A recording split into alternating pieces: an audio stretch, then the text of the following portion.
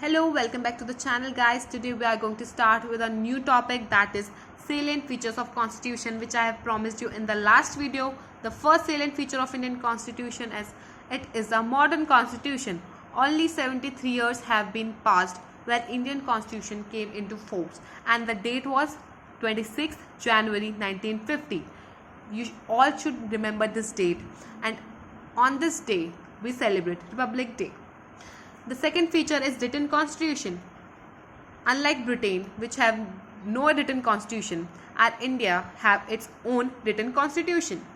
The third feature is preamble. Indian constitution have its preamble. In this world, 134 countries have its constitution, but out of it only 84 countries have its own constitution's preamble, and one of which is India. The fourth feature is socialist state. The Indian constitution clearly mentioned that India will be a socialist state and it will not be a capital state. The fifth feature is public trust doctrine. The sixth feature is welfare state. Indian constitution states that India will act as a welfare state. Seventh, India will be a secular state. No religion, unlike Pakistan, which is an Islamic state. India will remain a secular state. It is clearly mentioned in the article 25 to 28 that India will be a secular state, and it is mentioned in the constitution's preamble also. The eighth feature is responsible government. The Indian government will be accountable to its cabinet. The ninth feature is fundamental rights. The part third of Indian constitution contains fundamental rights, which is given to all the citizens irrespective of anything. The 10th feature of our Indian constitution is minorities and backward classes.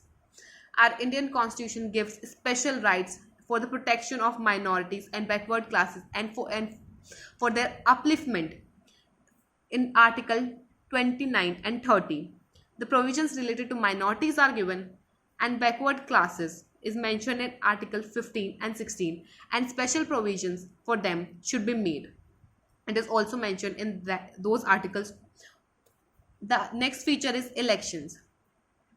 The election is a very important feature, as India is a republic country and the head of the government will be elected representative. The 12th feature of our constitution is judiciary. Part 5th of the Indian constitution, and in its chapter 4th, the union judiciary is mentioned, and in the part 6th and chapter 5 of Indian constitution, the high courts are mentioned. The 13th feature is federal constitution. Still it is a dispute that India is a federal constitution or not. So let's discuss, what is it, a federal constitution or not.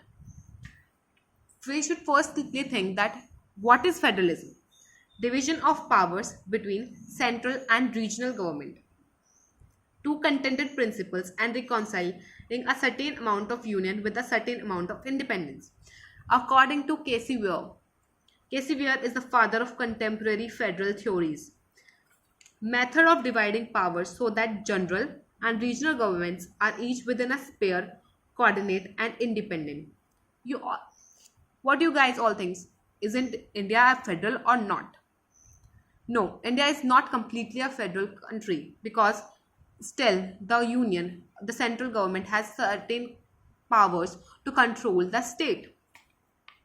According to Dr. Bhimrao Ambedkar, had thus rightly said that Indian constitution would be both unitary as well as federal, according to the requirements of the time.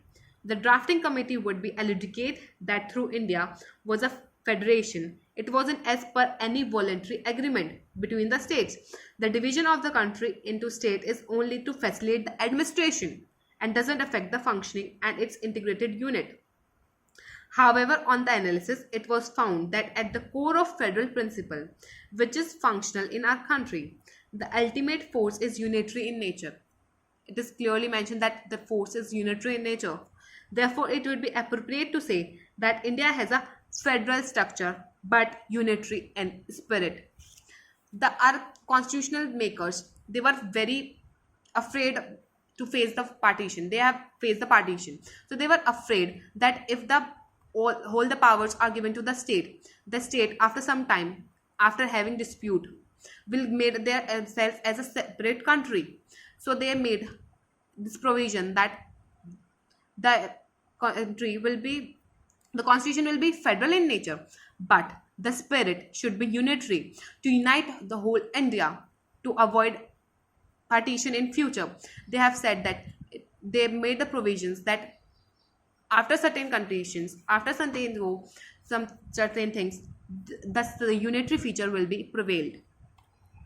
The provisions of the constitution that not support the federal principle, which are union of state, it is clearly mentioned in the article 1 respectively that India will be a union of states. Secondly, the appointment of governors by the president in each and every state, the governor is appointed. The third, single citizenship. India has a single citizenship. You all must have single citizenship. You don't vote for other things. Oh, yeah. And fourth is parliamentary powers to legislate in national interest.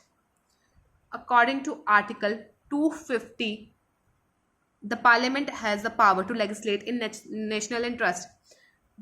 Parliament's power to form new state and alter the boundaries of existing state.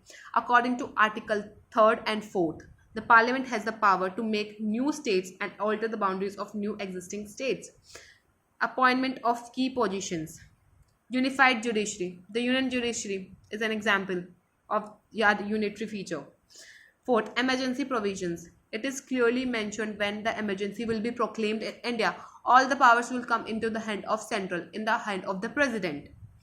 And according to Article 256, state emergency can be proclaimed by the president, in which the whole power of the state will come into the hand of the president. And the residuary power. The residuary power, according to Article 249, will be in the hand of the Parliament. Thank you so much, and for more videos like this, please subscribe to the channel, and if you like the video, please hit the like button.